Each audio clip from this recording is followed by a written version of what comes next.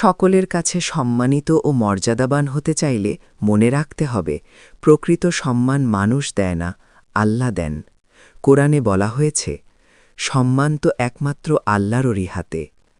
নিচে কোরআন সুন্নাহ ভিত্তিক কিছু পরীক্ষিত আমল সুন্দরভাবে দিচ্ছি। ১. তাকওয়া অবলম্বন করা। আল্লাহ বলেন, নিশ্চয়ই আল্লাহর কাছে তোমাদের মধ্যে সবচেয়ে সম্মানিত সে যে সবচেয়ে বেশি তাকওয়াবান। আমল: হারাম থেকে বাঁচা, ফরজ নামাজ ঠিক রাখা, গোপনে আল্লাহকে ভয় করা। ২. এই দোয়াটি নিয়মিত পড়বে।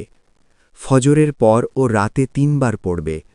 আল্লাহুম্মা ইন্নী আসআলুকাল ইজ্জাতা ওয়াল কুবুলা ফি কুলুবিন নাস। উচ্চারণ: আল্লাহুম্মা ইন্নী আসআলুকাল ইজ্জাতা ওয়াল কুবুলা ফি কুলুবিন নাস। অর্থ: হে আল্লাহ, আমি আপনার কাছে সম্মান ও মানুষের অন্তরে গ্রহণযোগ্যতা চাই। ৩. ৫ ওয়াক্ত নামাজ প্লাস তাহাজ্জুদ। রাসূলুল্লাহ সাল্লাল্লাহু আলাইহি ওয়াসাল্লাম বলেছেন, যে ব্যক্তি আল্লাহর জন্য নিজেকে নম্র করে, আল্লাহ তাকে উঁচু মর্যাদা দান করেন। বিশেষ করে তাহাজ্জুদে চোখের পানি, সেজদায় বেশি দোয়া। ৪. কোরআনের সাথে সম্পর্ক গড়া। রাসূল সাল্লাল্লাহু আলাইহি ওয়াসাল্লাম বলেছেন, আল্লাহ এই কোরআনের মাধ্যমে অনেককে উঁচু মর্যাদা দেন।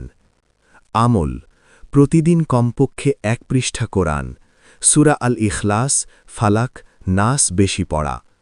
৫. মানুষের সাথে সুন্দর আচরণ। রাসূল সাল্লাল্লাহু আলাইহি ওয়াসাল্লাম বলেছেন, তোমাদের মধ্যে উত্তম সে যার চরিত্র উত্তম।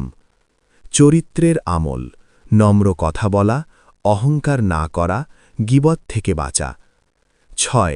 জুমার দিনের বিশেষ আমল: দরুদ শরীফ বেশি পড়া, আসরের পর দোয়া। দোয়া: আল্লাহুম্মা জাআলনি আজিজাম বিতাআতিকা ওয়ালা তুযিল্লানি বিমাসিয়াতিক। সংক্ষেপে মূল চাবিকাঠি কি?